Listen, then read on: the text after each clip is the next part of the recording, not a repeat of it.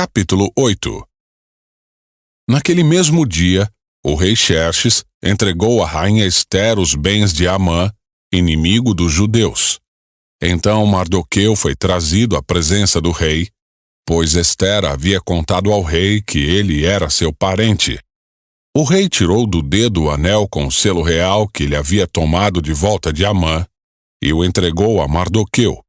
Assim, Ester o nomeou administrador dos bens de Amã. Então Ester voltou a apresentar-se ao rei e, caindo a seus pés, suplicou com lágrimas que ele cancelasse o plano perverso de Amã, o Agagita, contra os judeus.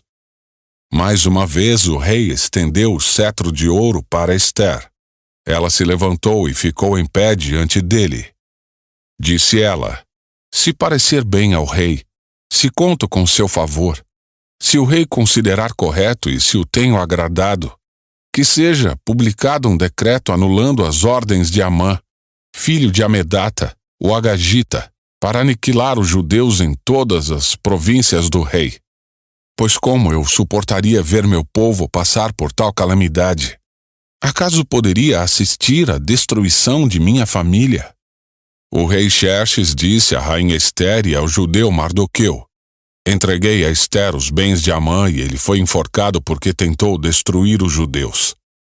Agora enviem aos judeus um decreto em nome do rei, dizendo o que vocês acharem melhor, e selem-no com o anel do rei. Lembrem-se, porém, de que o que já foi escrito em nome do rei e selado com seu anel não pode ser revogado." Assim, no dia 25 de junho, os secretários do rei foram convocados e um decreto foi redigido exatamente da forma como Mardoqueu ditou. O decreto foi enviado aos judeus, aos mais altos oficiais do rei, aos governadores e aos nobres de todas as 127 províncias, desde a Índia até a Etiópia. As ordens foram redigidas na escrita e na língua de cada povo do império, incluindo as dos judeus. Mardoqueu escreveu o decreto em nome do rei Xerxes e o selou com o anel do rei.